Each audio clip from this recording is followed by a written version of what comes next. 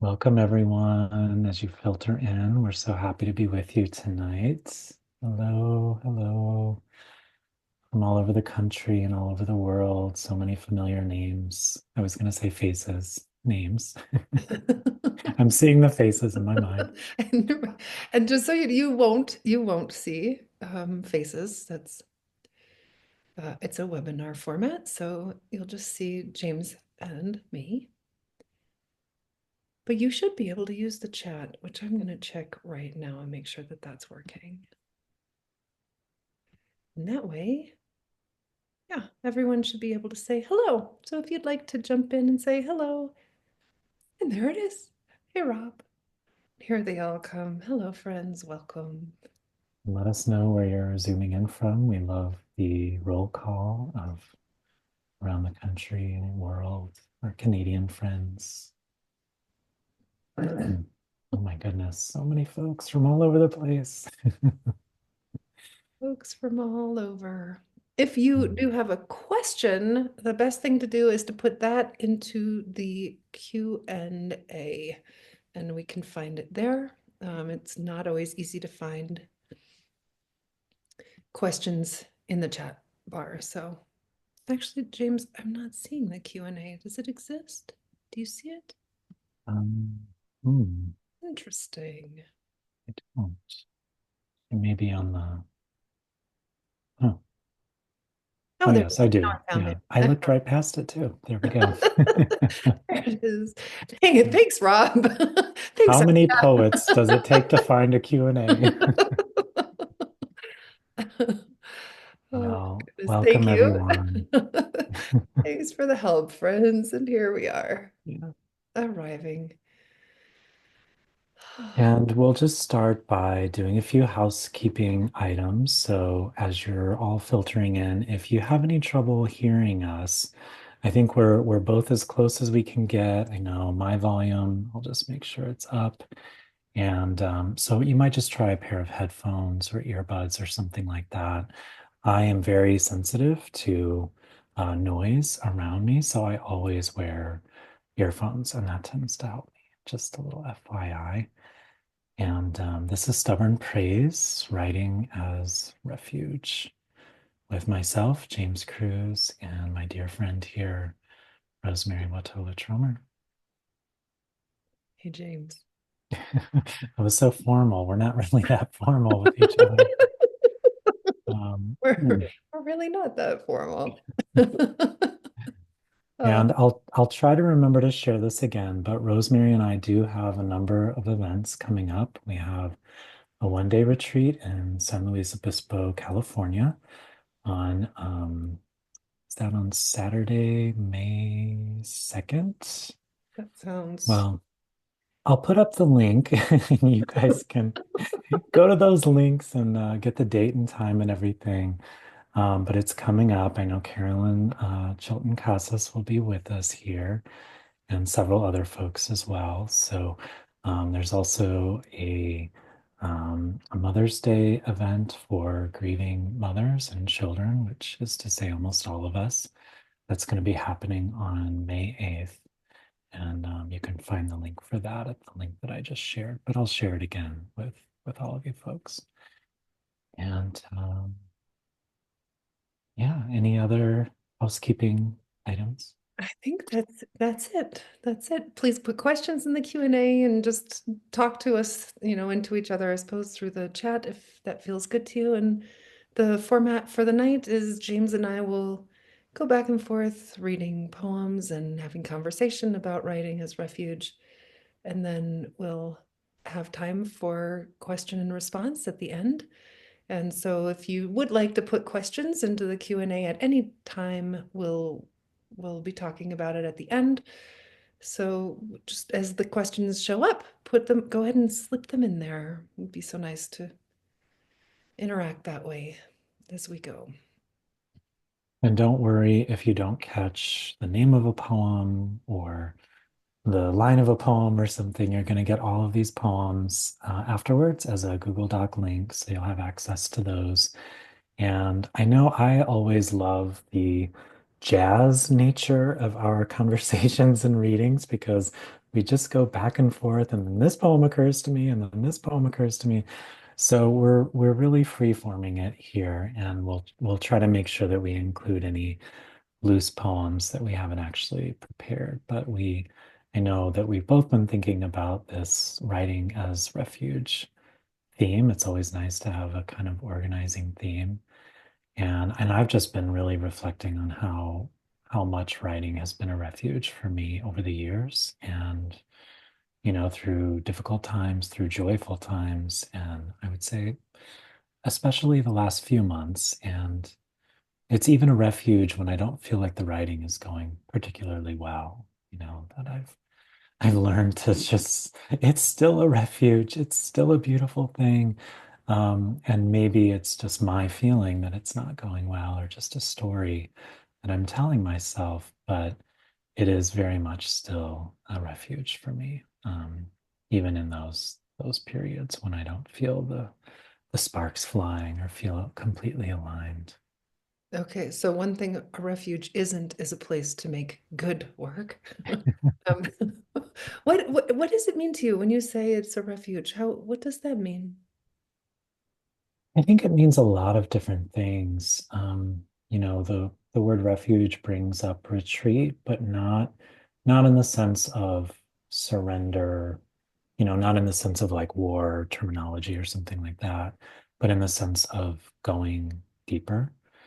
You know, I know in Buddhism, when you reach a certain level, you take the refuge vows. You vow to take refuge in these teachings. And I guess I feel like the vow that I took when I really just didn't decide to become a writer, but just started writing on a regular basis and writing on a daily basis is that I will, and this is like you, Rosemary, and you've been a great example for me. I will show up.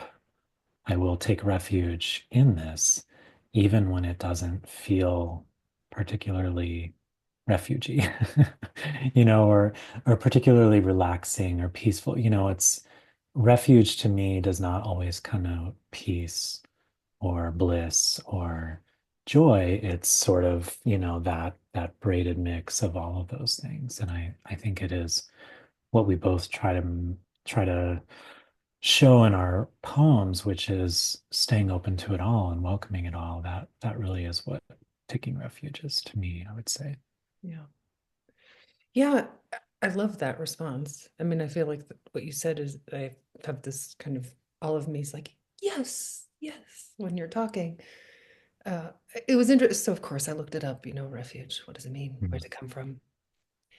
And kind of as a etymological starting point, it means to literally where you flee to hide, mm, which I thought, wow, now isn't that interesting? The place you flee to hide. And I thought to myself that didn't feel quite right. Like I don't actually think that it's a place to hide. In fact, quite the right. opposite, like you just said, it's a place to show up. It's a place to show up. And it's a safe place to show up. But then I started thinking about that. Like, really, is it really safe? Like, what's safe about it? Because as we Mm, all know, you sit down to write and anything could show up. And sometimes that feels the exact opposite of safe, when we're like, that's what's here, so it can be actually, it can take a lot of courage to show up. So I'm thinking about what what is safe about it then? Because I think maybe there's in terms of what is refuge and what does poetry have to offer us. I think what there is, and what I found this is true for me over time, is that I totally trust that I can show up to a blank page, that the page can hold anything at all, mm, that it's willing to meet me anywhere I am, that it's an opportunity to show up with absolute authenticity and know that that's okay for me to be utterly, completely myself there. mm, Which is also to say to get out of my own way there, mm, so that whatever is most true can come through. And which can be very unsettling. So I just think it's very interesting to me that the page itself feels like a safe container. The act of writing can be a safe place, even when what we're showing up to meet feels anything but safe. Whether that's Mm. because we're meeting fear or inadequacy or anger or grief or any number of difficult things. So some part of the thinking about writing as a refuge has, at least for me, to do with this sense of trust. Trust that I can show up as completely myself to meet what doesn't feel totally safe, and that it's a safe place to meet it, Mm. even when it's something that's very difficult. It's a safe place to meet the potentially unsafe, Yeah. whatever comes. I think that's beautifully, beautifully said. And that is my feeling too, that when we do sort of just say yes to that blank page and say yes to whatever wants to come through, it's in some ways a dangerous proposition because then we are required, because we said yes to it, we are required to meet it, welcome it, serve it tea, spend time with it, and we may not want to do any of these things. And I love how you often talk about meeting, anger, fear, meeting joy, grief, because it is almost as if each of them has their own face, each time they come up, it is like meeting a stranger Mhm. for the first time, so that it's like, oh, okay, let me get to know you a little more because you're a stranger of anger that I've never encountered before. Like we were talking about before we started, you're a face of humility I haven't met in a long Right. time or never met before. So welcome as well, even though I don't want you here. And I do love the idea of, um, being able to hold the unsafe, creating a safe space for that. And I would love to share a poem Please that do. is called Safe Space. Um, and this is one that I had chosen to bring today. And I will say too, because I just saw her pop up on the screen, just a little aside here. Lisa Murphy, who is an artist and writer in the DC area, just sent me a note that this poem partly inspired a piece by her. I think it is, Lisa, correct me if I'm wrong, but it's Pull Up a Chair, a Seated Perspective. And she had this like comfy chair. My poem was behind it, and she would read it to people and then invite them to attach tags to the chair stating their own safe space. So people would write things like myself, if you are your own safe space. And it looked like fringe on the Oh, chair. that's so cool. Yeah, so it was a beautiful piece that Lisa made, and I was really honored by that. So this is called Safe Space. When there is nowhere else you feel safe, and you think that goodness has gone extinct. When the world seems as cold as a snowed-in car that won't start anymore, step inside this poem. Find solace in the spaces between each line. Breathe peace in the pause between words. Let no one ever say you don't belong here. You were born, you're alive, you exist. Take this as proof that you are loved. Say this to yourself until it is true. May I be safe. May all beings on this planet be safe.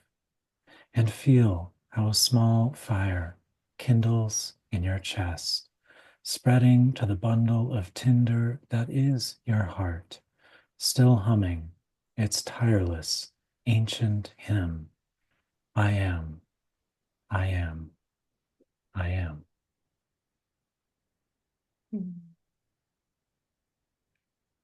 Yeah, there it is. The poem is a safe space. And I love that conscious invitation to come and enter into here, right here in the poem, right here in these lines. I mean, I think You know, I know, I think we all know what it's like to feel held by a poem because it sees us somehow. It seems to know us. It knows probably something of our humanity, which in this case, I think is almost even to say it bluntly, maybe even the insecurity we don't belong, as part of what I heard in that poem. And just to say, here, you do actually right here in this poem, and how, God, how good that feels to feel held that way. Well, I think that's what you were talking about, and I think that's what we all try to do when we write a poem. It's what we do when we write a poem.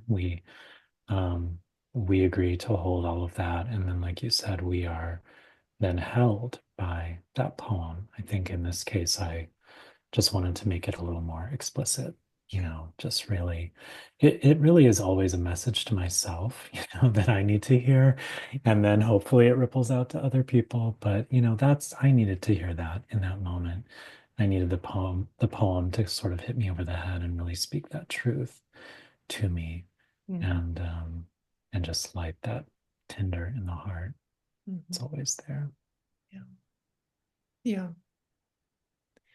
I think the other thing that's kind of striking me about your poem is just how important it is to have that sense of safety, right? How essential that is for our well-being, wherever we can find it, um, even if it's a momentary place. But from that sense of safety, now what can happen, right? From that sense, there can be a blossoming, but it begins with that, at the end, is it I am, isn't that the refrain at the end? Just, and there it comes back to again, just are we allowed to be who we are? That beingness. How do we honor our beingness? Um, Kind of in an unmitigated, unmasked, unadorned way. How important that is. And I think you're right. I think that is what a poem has to offer us, is that safe space. Mm. Yeah. All right, we'll build on that then. Yeah. And on Lisa's chair. Let's see if I can find it. Yeah, here we go. So I guess this is a poem about how, even though it's what we most want, sometimes we'll like do anything but that. Like, I don't know about you, but like if there's something that we want to show up and meet it, but instead we go for a walk and we clean the house and we get on the phone and we do that errand that we needed to do, anything but the thing that some part of us knows that we most long to and need to do, and we'll find anything else to do but that. um, I think that's true with writing poems, especially. um, and then for my own self, in terms of meeting grief, which has also been, a large part that poems have helped me to do that. So this is a poem from All the Honey that's about a chair, and maybe a very fringy chair. It's called Circumventing the Busy Self. What I need tonight is a chair, the big upholstered kind that sighs when I sit into it, the kind that holds me the way I used to imagine a cloud would hold me, downy, cozy, comfy, secure, filled with light. I need a chair that will make me not want to get up and do whatever important thing I think I must do. Why do I always think I need to do something? Why is it so hard to just sit? So I guess what I really need is a chair and a seatbelt, the kind they have on helicopters with 5 straps that meet in the center, though I think those are self-release, and we all know I will soon feel driven to rush and rise, no matter how cumulonimbus-ish that chair might feel. So no matter how insistent the straps. So tonight, what I really need is a soft chair and a 5 strap seatbelt and a giant weighted blanket. Not heavy enough to crush me, but one with enough gravity that being still feels like the only real choice. And if I am still very still, not accomplishing anything for a while, then perhaps I will meet this grief I am escaping. Not that I'm trying to escape it on purpose. It's just there's so much important stuff to do. And perhaps, let's say, I've noticed that when I just sit, just sit with nothing to read and nothing to do. The grief sits with me and asks nothing of me except that I need it. In that moment, I remember turning toward grief is what I most want to do. In that moment, there is nothing on any to do list that could deter me from meeting this grief. Oh, world, I remember. I remember right now. So please, what I need most tonight, it doesn't matter how soft, how threadbare, is a chair. Mm. Love that ending so much with the rhyme there. Just brings it home. Feels like it ends in a place of closure, stillness, And how closure. it's what we most want, to sit down. Mhm. This is, I think, what poems offer us, right? Is the chance to sit down and be so curious, what's here? What's here? Mhm. And just to bring ourselves into that moment of wonder, to wait long enough for it to show up. Yeah. I think for me, I don't know about you, but in fact, I'd like to know. I'd like to know. My process is so can be so still and can be so not writing, but it is a process of when I sit down to write, I do. I just sit down and I wait. I just sit there and I wait and I wait and I wait. Maybe I Mhm. get done waiting and I'm like, okay, now I'm going to be active about it. And I start looking at other people's poems and I look at, I just start digging through, reading books and what, looking around. I'll start acting, but so much of the process is just waiting, just sitting there, being open and wondering. And, if I had a question, it would be, what's here? Mhm. What's here? What's out here? Yeah. That's a beautiful question to ask. And it does seem like the whole process is really about waiting, and it's just about how you hold that waiting or how you practice it. I would say the main part of my practice is, I sit down with coffee every morning and my notebook and I just start writing. And it's just journaling, morning pages kind of stuff. And that's how I wait. And then, that's writing, that counts, but it's not a poem per se, it's not an essay. I would say a good part of the time something else bubbles to the surface and comes out of that active waiting, like you're saying. Um, and then I move forward into the day, and then throughout the day, I've noticed that if it's a more spacious day, that doesn't mean doing nothing per se, but taking walks, reading what I really want to be reading, poems by friends, poems that I really love. Then I will probably end up writing a little bit more throughout the day and coming back to some things later on. But it's really just all about waiting.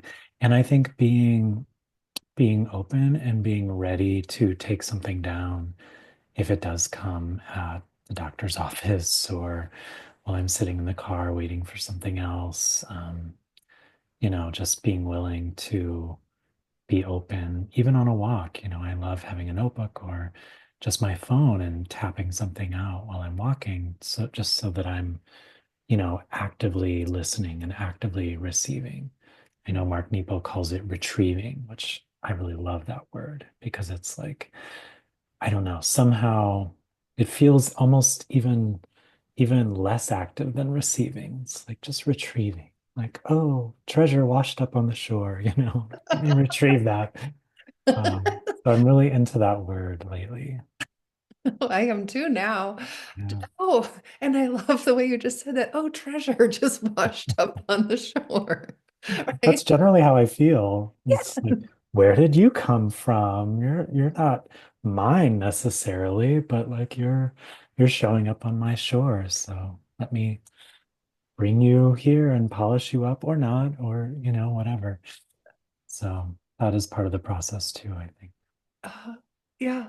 Yeah, that's beautiful. I mean, I think that in part that's what happens when, when we are in that receptive space and then you hear something and then you can't stop hearing other things that connect to it again and again and again. It all feels like treasure, and each time it comes back in some new thread of it, and this phrase I just learned from my friend Kristen, it thickens the thread, right? That Mm. each time we see that new piece of treasure, it helps us to, we're like, oh my gosh, and this is how it works with this. And then it gets so exciting, right? Yes. Yeah. And I feel that with a single poem. I feel that putting a book together, as I'm sure you do, it almost becomes like rope. You're really weaving that rope together. Um, Putting together an anthology, it's always such a thrill when these poems just start building, building, weaving, weaving together. And yeah, I love that. It is so exciting. One thing I was going to ask you, Rosemary, we were talking about safe space. It seems like we're sort of saying a refuge is not necessarily a place you hide, but it is a safe space. So I'm wondering how you keep your practice safe for you. I know that you often say, and folks have repeated back to me, a poem doesn't have to be good, it has to be true. Is that how it goes? Yeah, Yeah. that's exactly what I like to I think say. about that a lot. I think about it a lot. I do too, especially when I start thinking it's supposed to be good, which happens more often than you'd think for a person who says it doesn't have to be good, it just has to be true. I get to meet that one again, how it circles around him like, oh, look, there she is, the one who thinks this is supposed to be good. Mm, Okay, hello. Hello again. I get to meet you again. How is it that that's such a good question? I mean, it's also a really good question as I'm hearing you say it. I'm thinking to myself, right? Like, what's safe about sending it out to 10,000 people every day? That just doesn't feel particularly safe, does it? no. Why does that feel safe to me? Interesting. Thank you for asking a question I don't know the answer to right away. Mm. I God, don't think I know the answer either. I mean, I'm not doing it on a, well, somewhat on a daily basis, but still there's part of the composition practice that feels really safe to me. Um, and I think that is over the years the work to lessen the pressure that it does have to be good, that it has to be perfect, that, a poem is only going to be whatever we mean by good, maybe resonant, maybe more complete if it's worked on for, 5 weeks or 5 months or 5 years, just fill in your number there. I always thought that I had to just hold on to a poem and almost, it's like that Billy Collins image of tying a poem to a chair and sort of beating it to death. I'm like, you must be perfect, you must be perfect. And then like the life is kind of gone out of it. And I feel like as a teacher, mentor over the years, I have seen people who have kind of gone through that same process, and maybe we just all have to do that in our own way. But thinking like, well, I can't share a poem with the world because I haven't held on to it long enough yet. But what what feels what feels safe about holding on to it versus sharing it, maybe it's just opening ourselves to criticism and judgment, which can feel unsafe. well, and here's the thing that I know too is that if we have written something true for us, right? If we've done it, my new favorite word here is selfishly. If we have really done it for ourselves, then anybody else can say whatever they want, Mm, really. And it almost has no purchase because it did what I needed to do, which was for it allowed me to do this exploration of whatever it is that's rising up right here, right now. And if I'm honest to myself about that, and if I'm honest with the poem about that, if I let the poem really be in charge and be like, is that true, sweetheart? Then I think that then the criticism almost can't matter. I mean, it doesn't mean it doesn't hurt, but it actually can't touch it if we know that we've done it true, if we're being honest about ourselves, then the poem has really served its purpose. And I think this is it, James. I think that the thing that allows me to feel safe in a poem is has everything to do with trust, and it's Mm, many layers of trust, I suppose, but at least one of them is that I can show up and meet what's here, and that that is going to be okay, that I can do that, and that I can meet actually some really difficult stuff, and that I am still going to be okay, that and by okay I mean, what do I mean? That it will hurt, that it will hurt, mm, and that it might actually change the way I see myself, which I mm, might not like very much, and that's going to be okay too, that I can really see what's difficult to see, and I love that poems do this. Okay, here's an example from recently. So I was at a conference a week and a half ago, and there was this moment that slipped by very quickly in which I was I was introduced to someone who intimidated me. And I was like, "Oh, hi," and then I like turned and talked to somebody else right away. And that moment was gone mm, very quickly. But in them, I was also aware there was some little in it. mm, I think that awareness of those moments also is aided by the fact that I'm used to sitting down and paying attention to what is here, what is here, what is here. So in a moment like that, even though I couldn't, in that moment, I couldn't bring a little bit more awareness to it. I couldn't bring more self-compassion to it. I couldn't bring any more courage to it, right? I fled. mm, Oh, get me out of here. Scared. But later, I could come to the, I could write a poem and explore that moment. mm, You're like, oh, what happened? What happened there? And the secret words to it then were, what if? What if? What if? mm. And when I let myself be curious about what if I had met this moment differently, I got to see it was all right. So I'll read it to you, the poem that Yeah, showed yeah. up. Let's hear it. Um, and it's funny because we've been talking about, you said earlier about meeting fear, meeting what, and this one's called Meeting Intimidation. Yeah, I guess we could have predicted that. What if in that moment when Wendy introduced us, I had not been afraid to say more than hello? What if I had not turned towards someone else as if I had something I needed to say to them? A week later, it's so easy to see what I was doing was turning away from the woman who, through no fault of her own, daunted me. What if I'd decided it was okay to feel afraid? And I invited myself to be uncomfortable and stay with the interaction anyway. What if I had asked her a question, any open and honest question, such as, what felt good to you about tonight? Or how does it feel to be here?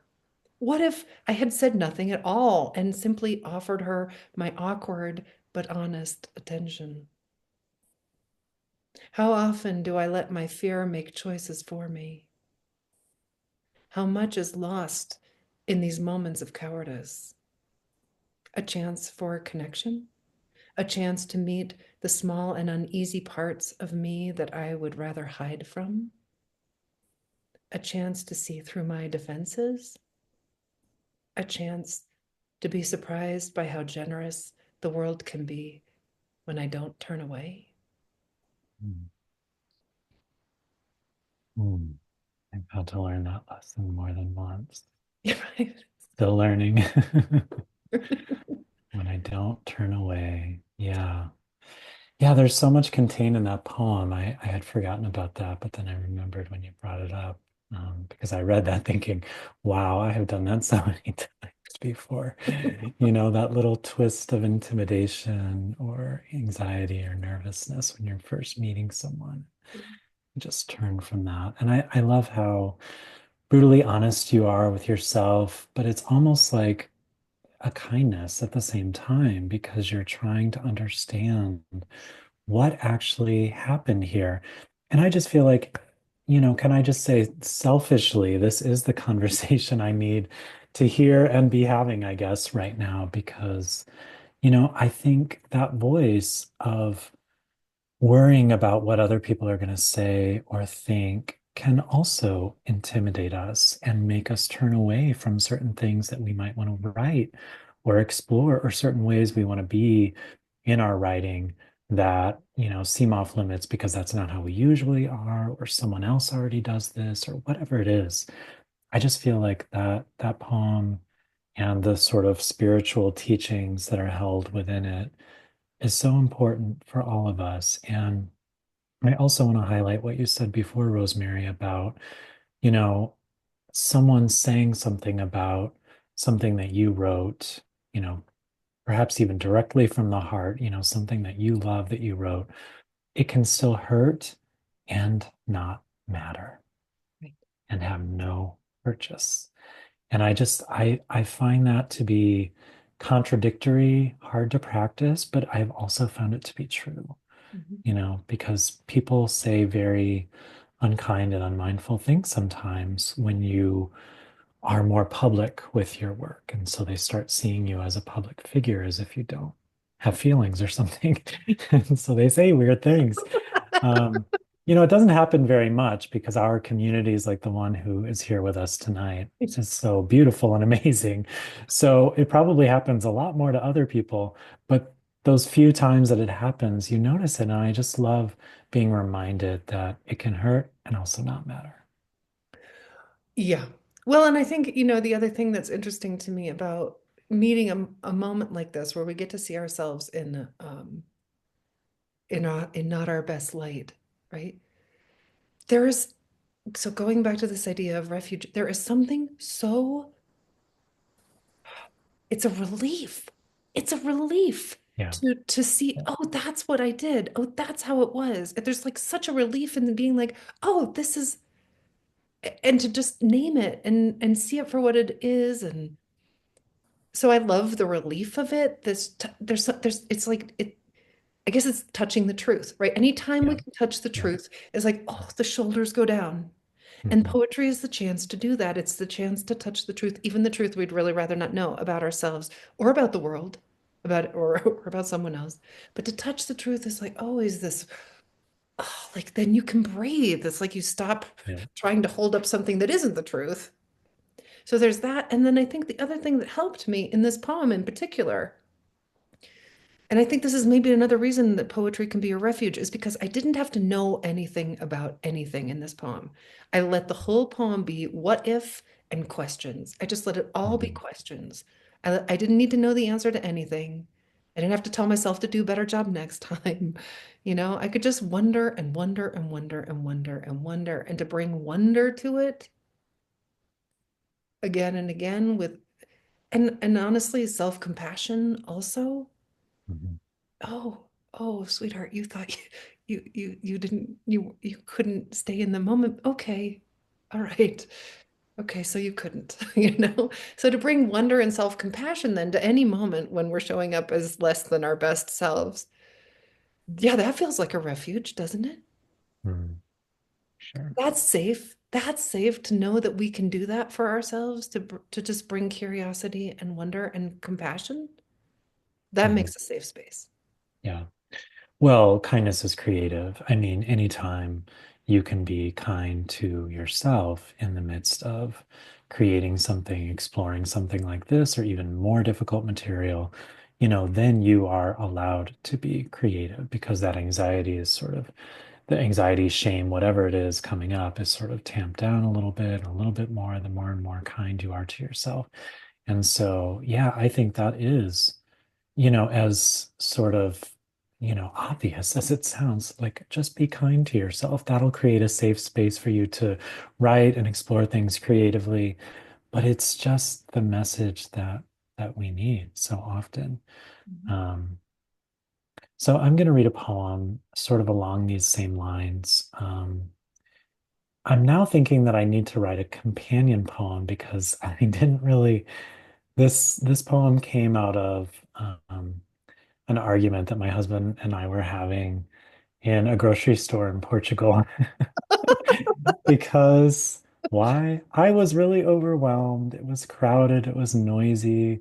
We had been on a train all day, and they do this ridiculous thing there where you have to like go to this machine and print out little sticky tags for like every piece of fruit or vegetable that you buy, and I just found it so absurd. And so he gave me a good talking to, and then this was my good talking to myself the next morning because, we were in this beautiful place in, in the Algarve coast on Portugal, and I had a lot of internal complaints. I was not my best self because I was tired and cranky and whatever else. And so, anyway, this poem is called Essential Gratitude. If you have a bed and roof over your head, count yourself blessed.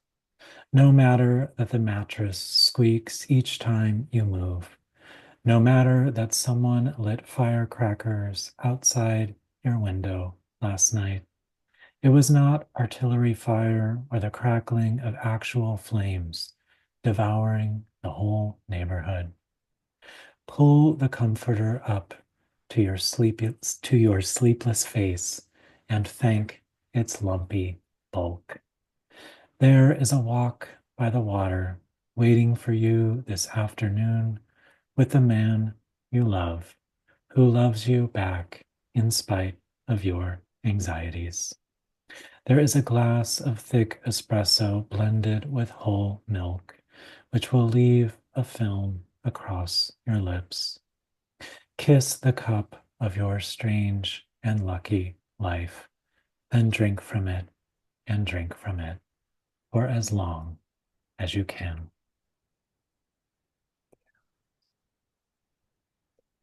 Yeah. Just drinking from the cup of what is this moment. And this moment, how beautifully you take it into the present. Yeah, there What's is. really There is. here? Mhm. Okay, what's really here is this man who's going to love me, who I love. What's really here is this cup of coffee. What's really here is this bed. What's really here? Just allowing yourself to really be present. Yeah, and it wasn't easy. I mean, it was not a very good Airbnb that we were staying in, quite frankly. But it's this sort of overlayer of this is not meeting my preferences. I would like things to be other than as they are. And, I think we all feel like that at various points in our lives. Perhaps a lot of us might feel like that right now with what's happening in our country, in our world. There is a big overlayer of this is not okay. This is not meeting my preferences. And then there is the under layer or the understory of this is what's here right now. This is what I can do right now to help this situation or to help myself.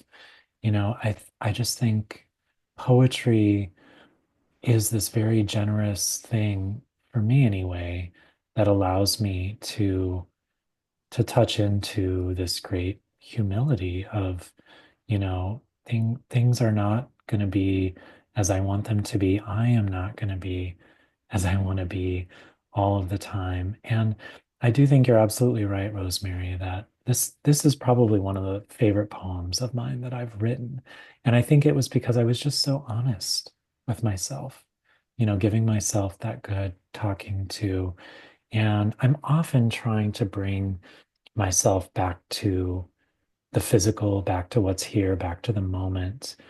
And, this just felt like it was almost like a necessity. Like you must come back to this so that you can actually find joy, so that you can actually um, connect with this man you love, so that you can be that better self that you want to be.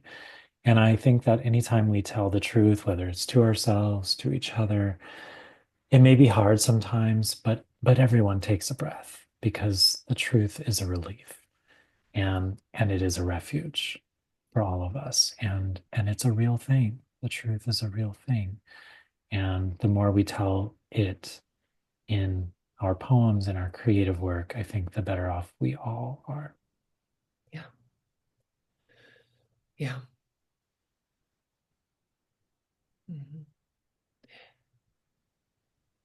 I'm thinking about how in that poem, you do really bring it into the body again and again and again. And I think this is another way that a poem can be a refuge, right? And how do we become increasingly present is not just what's, here, but to really touch all these things that are happening around us, the taste of the coffee, the sound of the bed, the firecrackers out the window, the feel, like the just the more the more embodied a poem can be. This is maybe a year now. I can't stop thinking about it. Where is your body in the poem? How does the poem invite us into our body to be right here in the vessel that we're living in?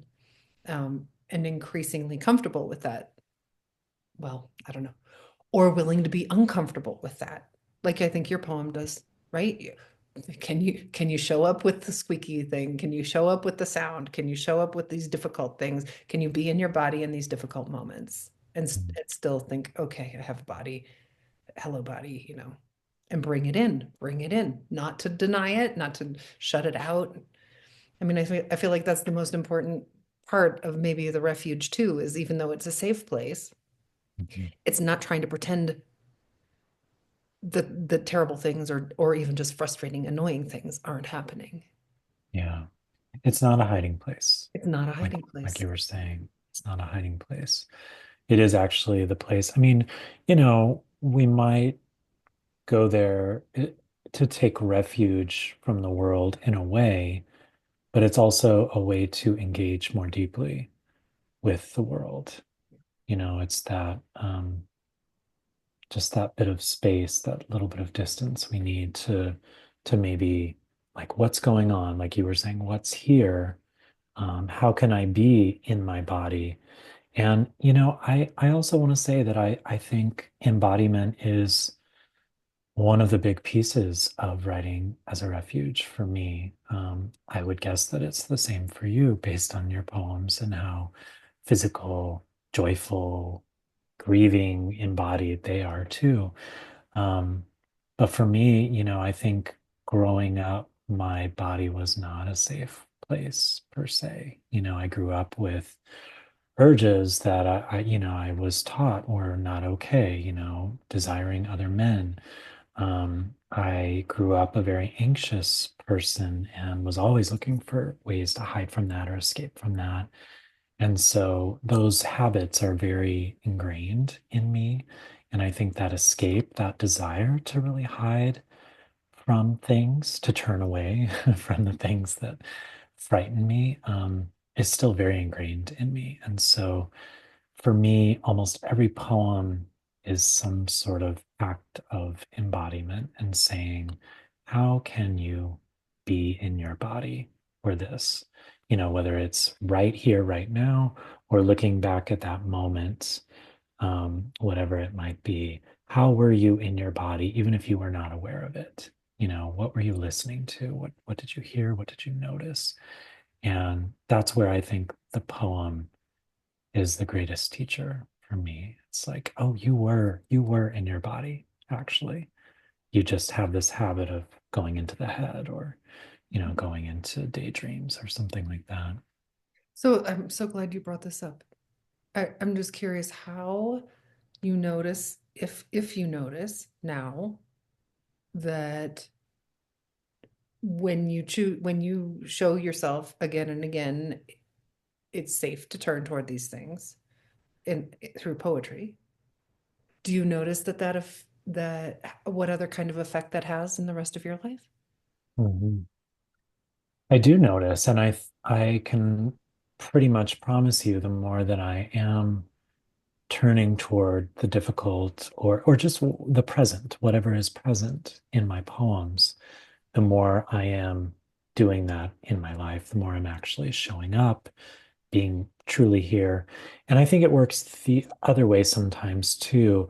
If there are ways that I'm not showing up fully and being in my body enough, listening to my needs, what my body needs, what my heart needs, then the poems start to feel flimsy, stale, crumbly, like they're not. maybe crumbly is not the right word. Slippery is a better, like they're just not, it's like dust slipping through the fingers. Like I'm not able to hold on to them. And so I notice, and actually it's just something, to be honest with everyone, it's something I've been noticing lately. And I'm not sure why that is, but just some ways that I haven't been showing up in my actual day-to-day life. And it's been reflected in the kinds of writing that I've been doing or have not been doing, as the case may be. So I think it works both ways, or it's kind of one feeds the other in a way, if All right, that I makes just want to sense. honor that was so sweet and brave for you just to say, "Hey, friends, I'm writing flimsy poems." Um, I think just everybody would like to know. Oh my gosh, even James Cruz sometimes feels like he's not writing, you know. Definitely. Yeah, but and isn't that beautiful to notice? Like I think I know it myself too. Like I'll go through long periods of time where I'm like, well, I wrote a poem, and I'm like, check, I did it. Like I showed up, I wrote something. And I noticed that there'll be whole periods that go like that.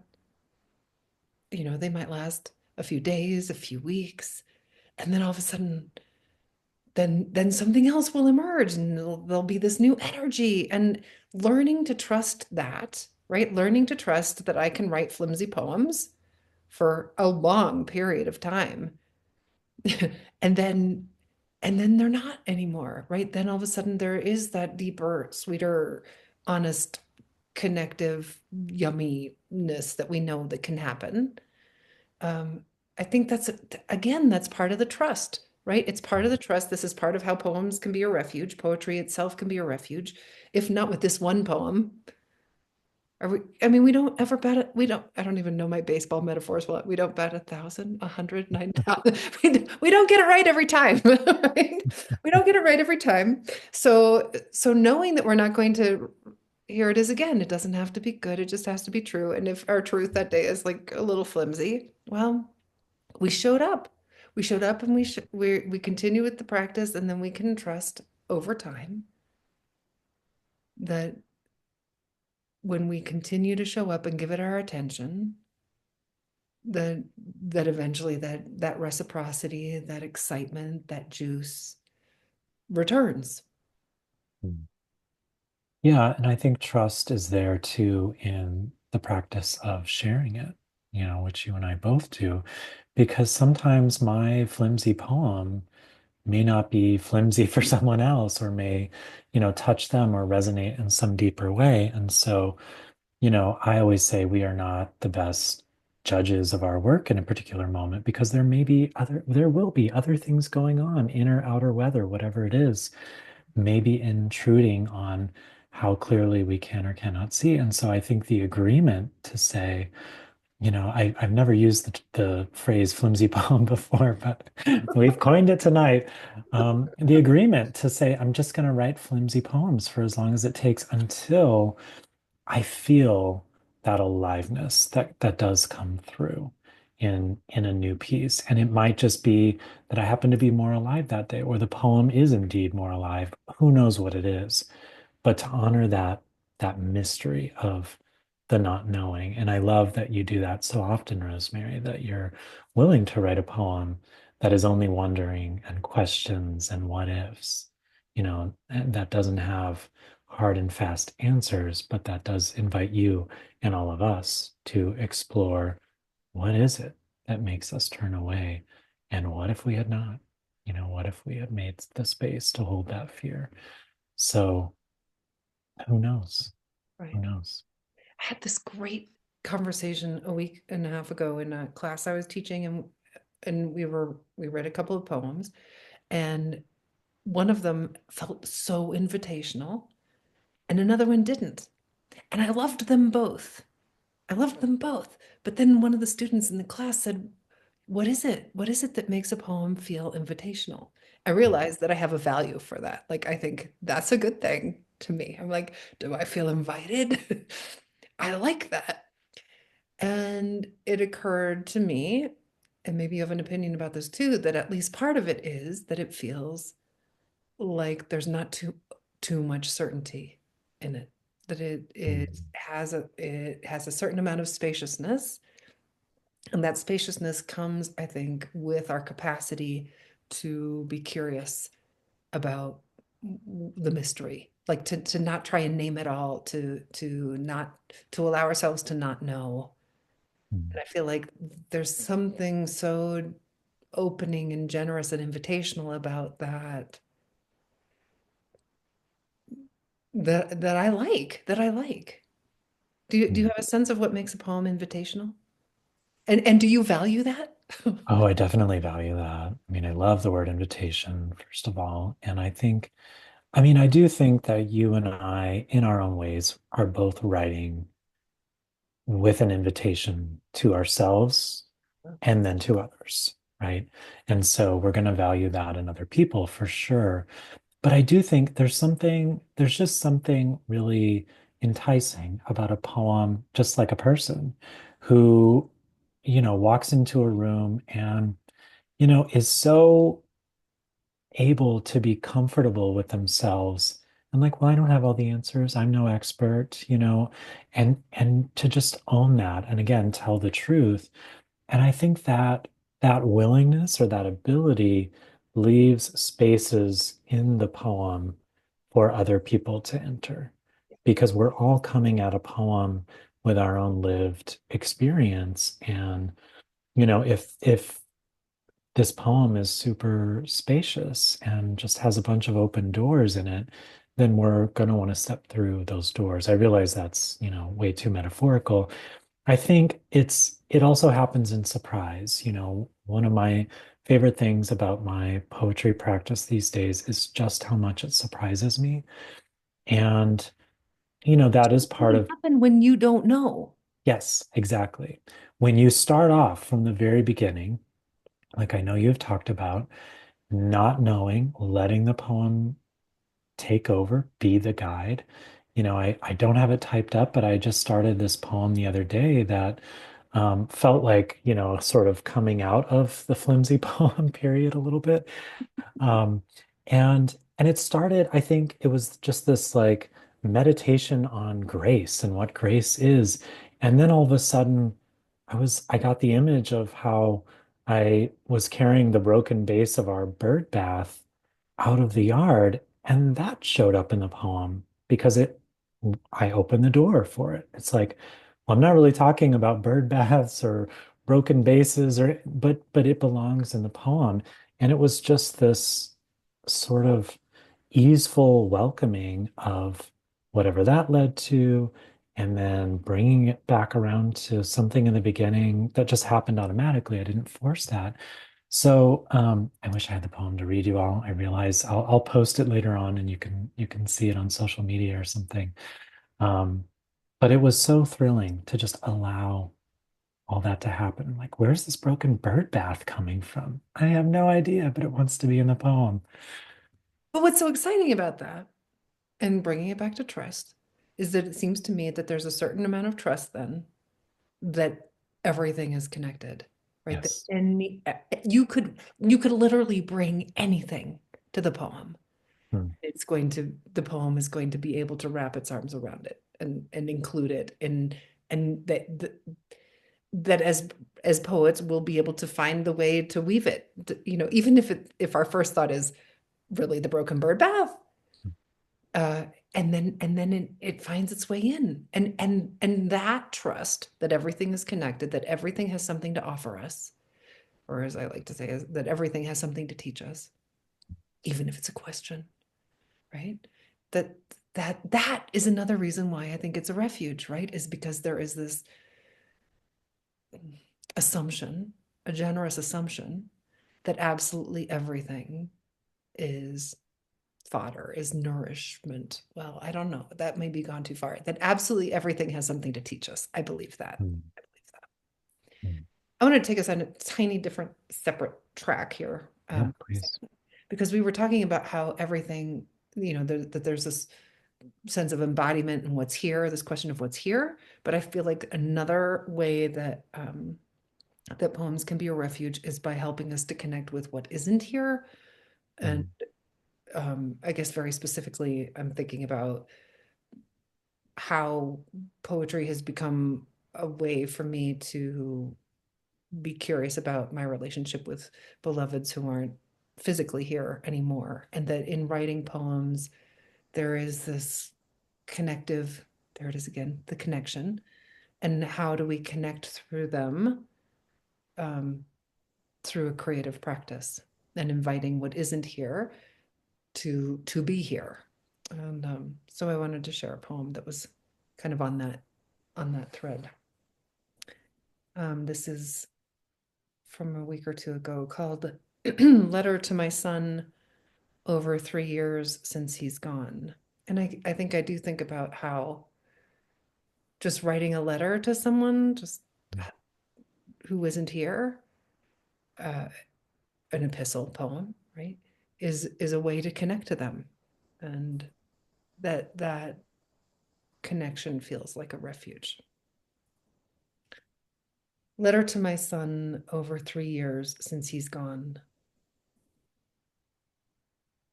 You would be jealous, I think, of how your sister is learning trig, speaking Spanish, playing bridge.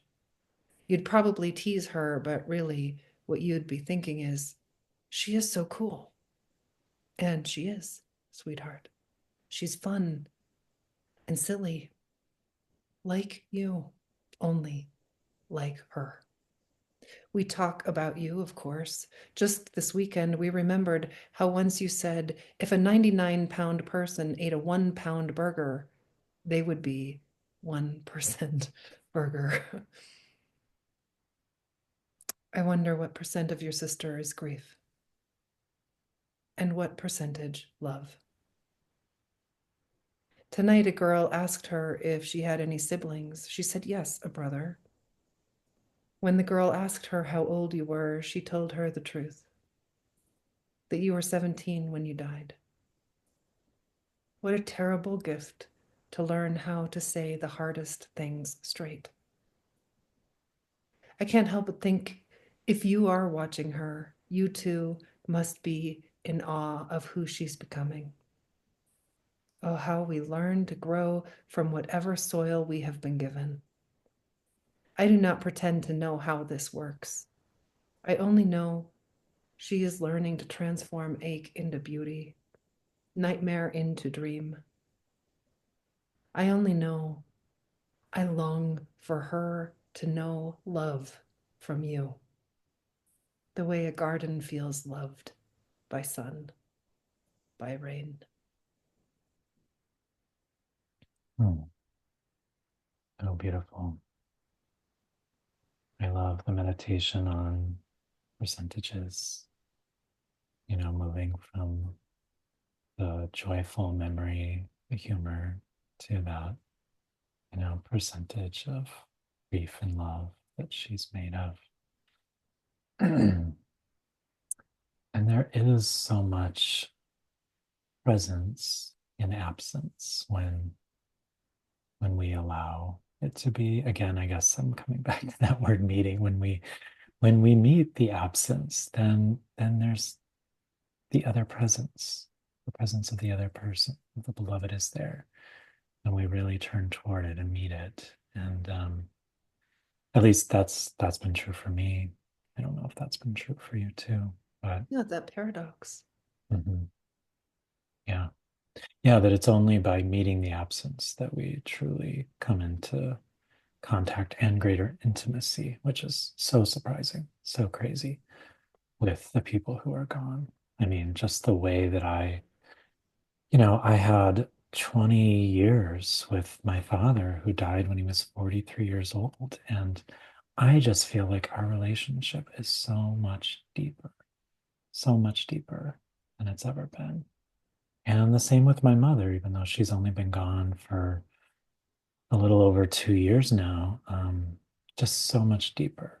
It almost feels as if when we lose our loved ones, they can see us more clearly. Yeah. Perhaps because we are seeing ourselves more clearly too. But I think there's a larger piece to that because they're seeing we're seeing more of the whole picture, and they're also, wherever they are, however and whoever they are, they, I believe, are seeing a greater picture. Mhm. Yeah, right, right. So in this way, I love that you brought in this word intimacy, right? In this way, we poet writing poems can become this I mean, what is a refuge if not intimate, right? I mean, where else can you be intimate but in a refuge? Right, right. Do you have another poem to share with I us? do, but it's one that I may have to look for just a moment. That's okay. I always love to follow, and I love that Rosemary is just very patient with me and allowing this, and all of you too. Um, just allowing me to find the thing. Okay, here it is. That took me a time that was like, Well, it's that whole find feature that I have on the pages here. If I know a few words in it, and just so you all know, in my big file of poems, there are at least four poems that mention butterfly bushes. So this is one of them. the things that come back again and again. So this is about finding presence in absence. And I think, in what we were talking about, which is embodiment, contact with the physical, living, natural world. This is called butterfly bush. What if the dead touch us only through the things of this world, like the cluster of buds at the tip of the butterfly bush rubbing my leg just now as I sit on the back porch? I place a hand on the swaying soon to be blooms, just in case it is my mother reaching for me again with the purple she once loved, blouses, nightgowns, and even keychains, all in the same shade. I stay here so the flowers will keep brushing against me the way she once traced her fingertips across my cheek over and over, marveling at the man she had made.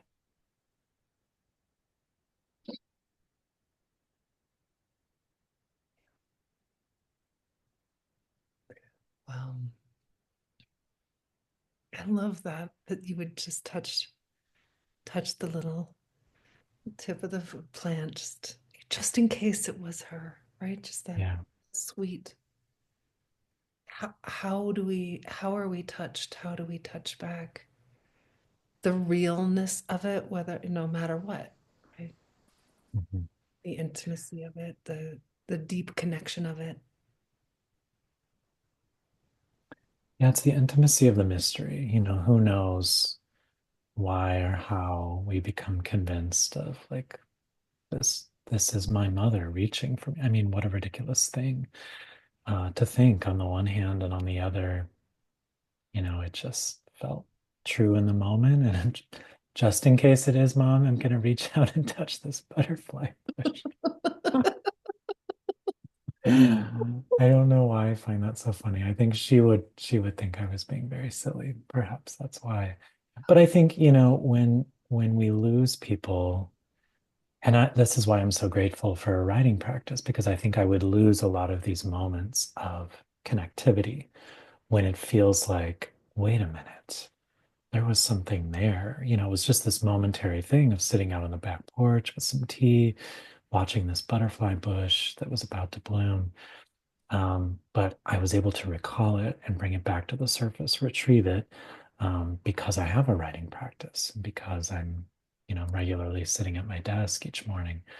Um, but I think it is such a mystery. The color purple, which she adored, has found me so often since her death. And, even the day after she died. I was in another city and not able to make it to her in time.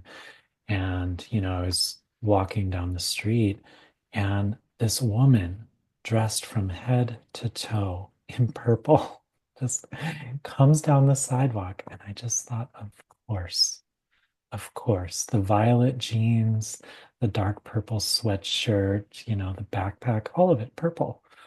It's like, all right, okay, this is very mysterious, but I'm here for it. Look at the treasure that just washed up. That's right.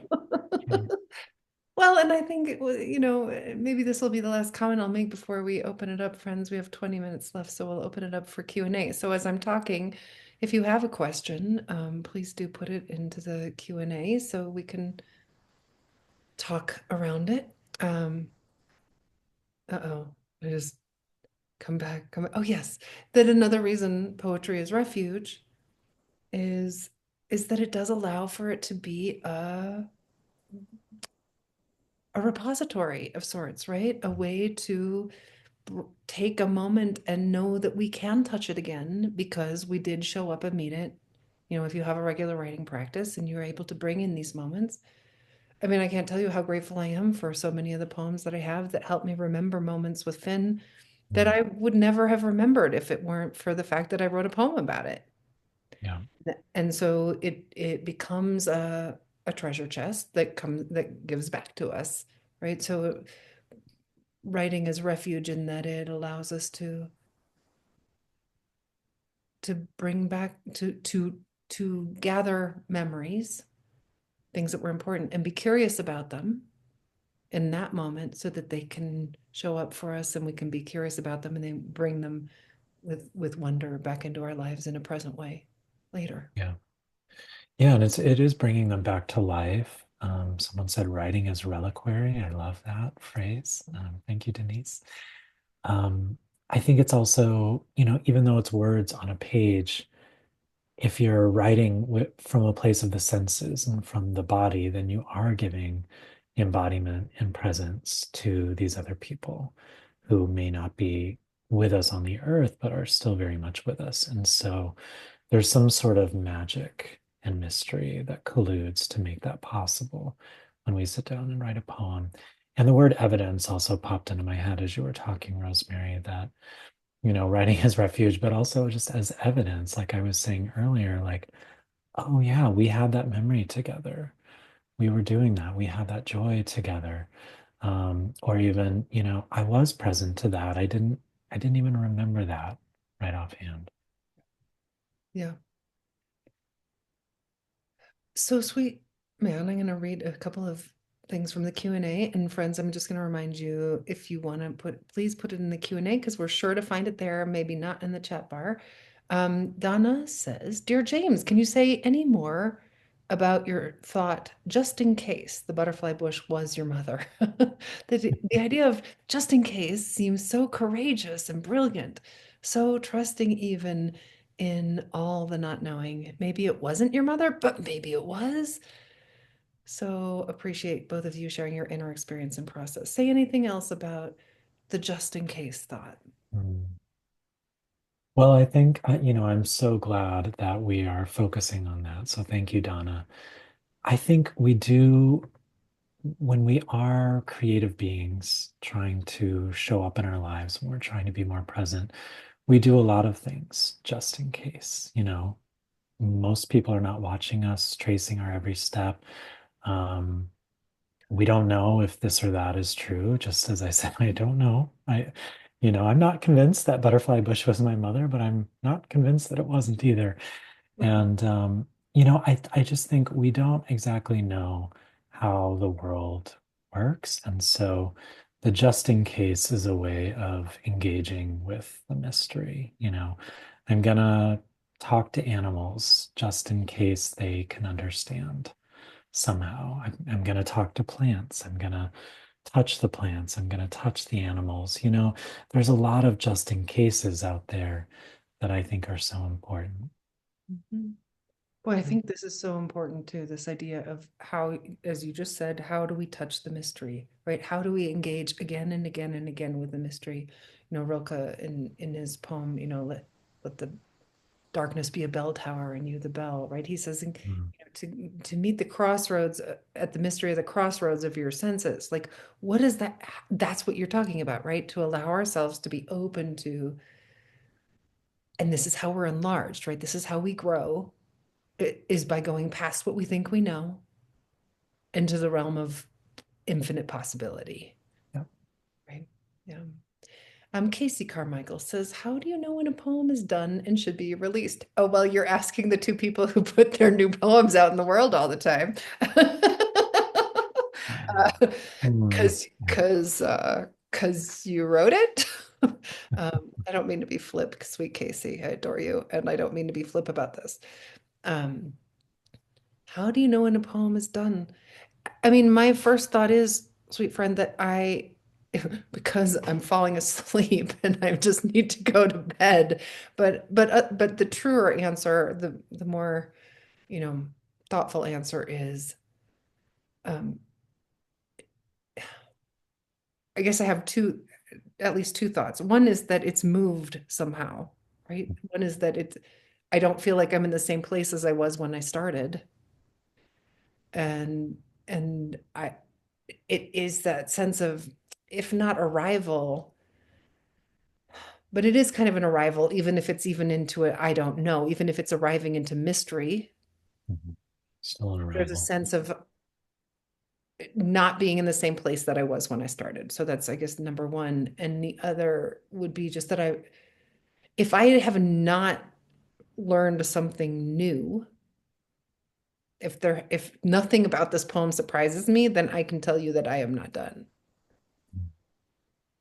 Then I've just written, like a journal entry, or like a report of what happened that day. So if I get to the end and I'm like, yeah, but I already knew all that, then I then I know that I'm not done. That's a good barometer, actually. I think that really is. Yeah, and I would say much the same thing. I've heard people say, I know when I've been changed by the poem. I find that harder to hold on to, and really, has the poem itself changed and shifted enough, and has it engaged enough with mystery and surprise?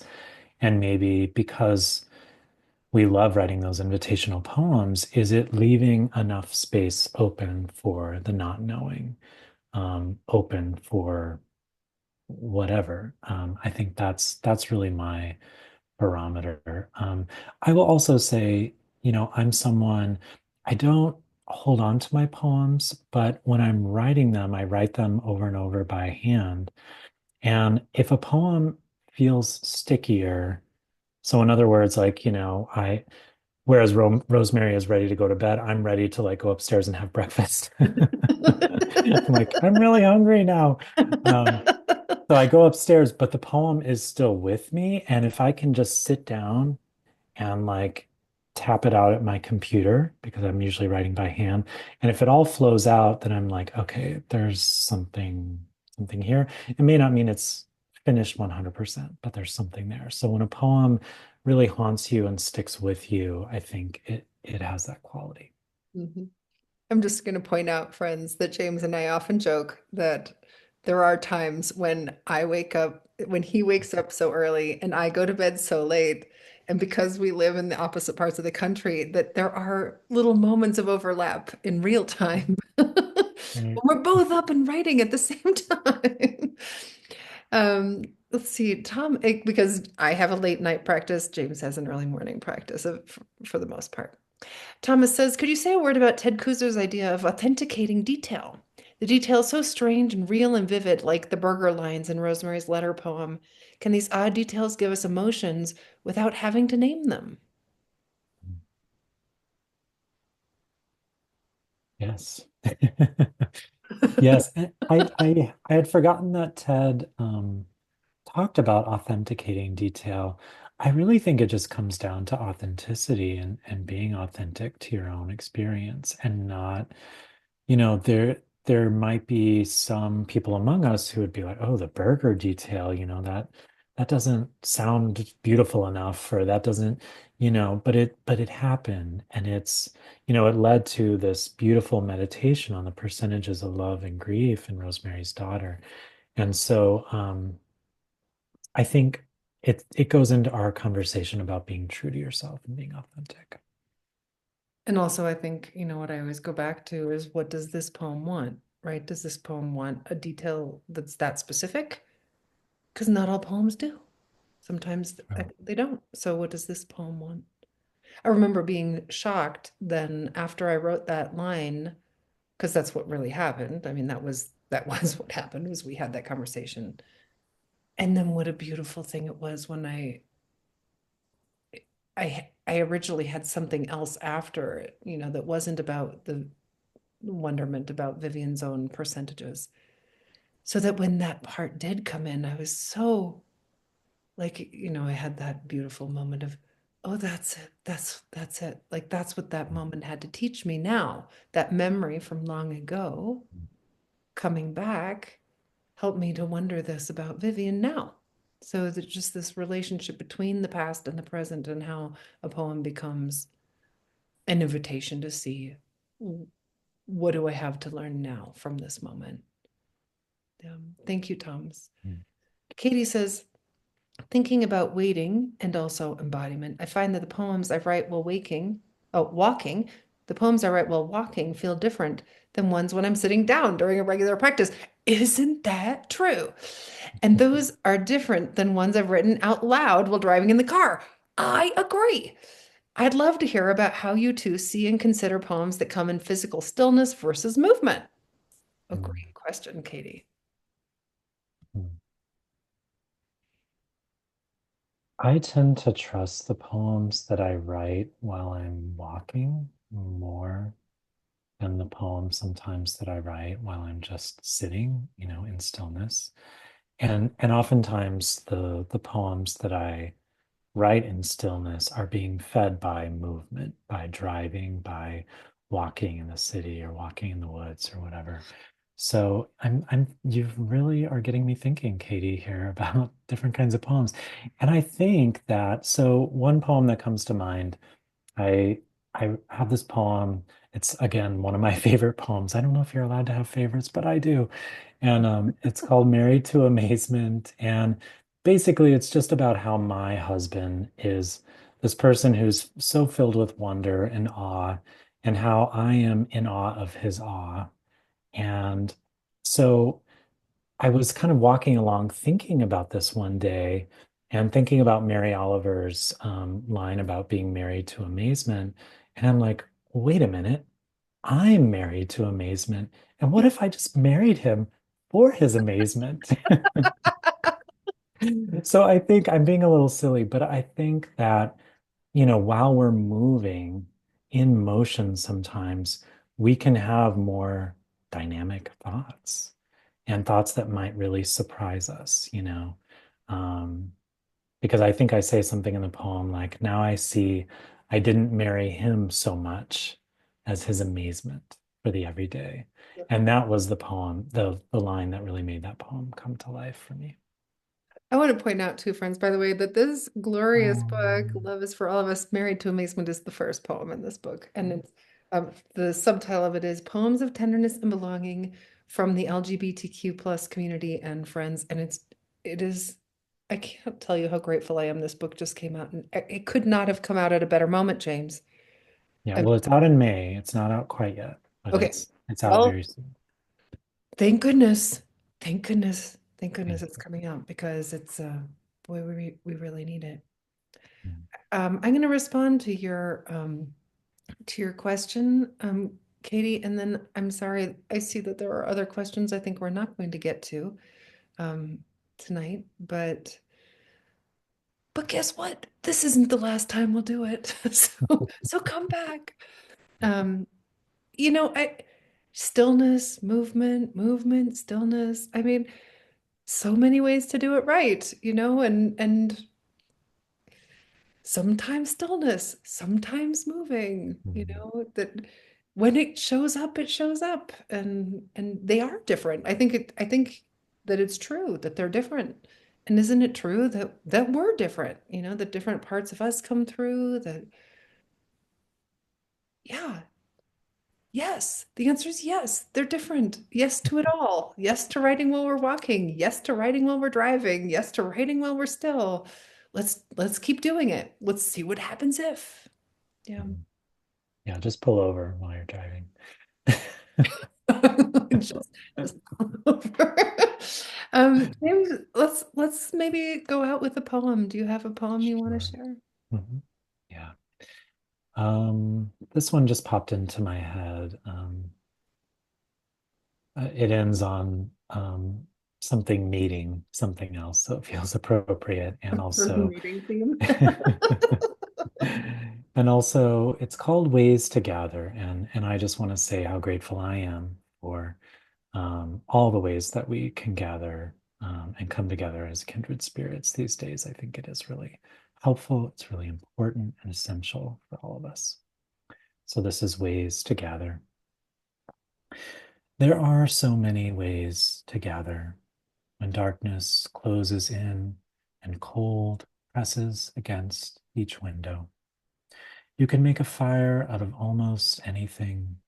A few twigs of hope blown by a storm onto the porch, and a single matchstick dipped in your wish for a better world.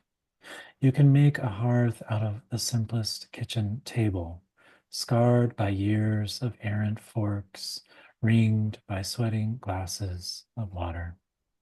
Sit with friends wherever you are, people whose laughter is a balm.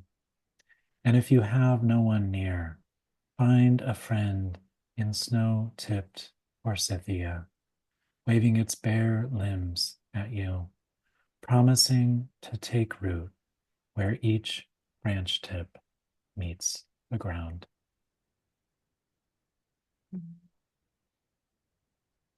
Yeah, thank you. Thanks for that. What isn't a place together? Right. Mm. All right, I guess that's the heart of this poem too that I'll close with, and it's called Sacred Ground. It's the last poem in my new book, The Unfolding, and here it is. Sacred Ground. And if, as I now know, the closet is sacred, and the bare room is sacred, and the classroom and the sidewalk and the ER are sacred, then I trip into the teaching that everywhere is sacred. Not only the church, but the alley. Not only the mosque, but the bench. Not only the places in candlelight where the air is pungent and woody with myrrh. I want to worship at the shrine of everywhere. I want to worship at the shrine of everywhere. I want to know every inch of this earth as an altar, every walk a pilgrimage, every step a step from holy to holy to holy. I want to worship at the shrine of everywhere.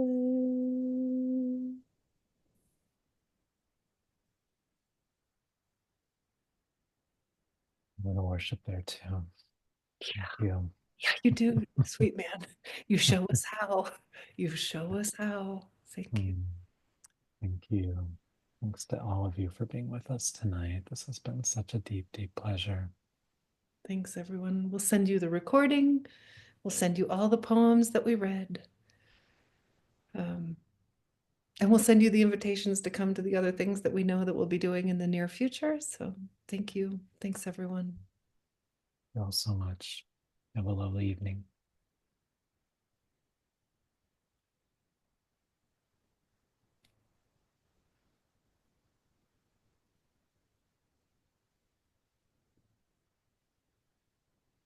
Sweet to read these little comments Yeah. coming in. Thank you, friends.